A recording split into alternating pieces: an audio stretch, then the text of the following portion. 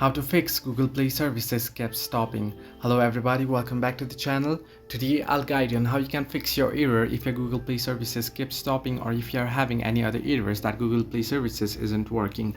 Now this basically happens when you have changed your date and time settings from default to manual in your phone.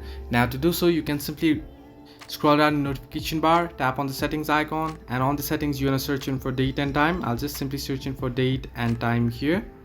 And once you search it for date and time there, if you can see date and time option here, you want to make sure this automatic date and time option is enabled. If you disable this, then the Google Play services keeps getting the error. So if you are getting the error, then it basically means that it is coming this due to this issue. However, if this isn't the issue, then it might just be a glitch or a bug. You might try and want to restart your device.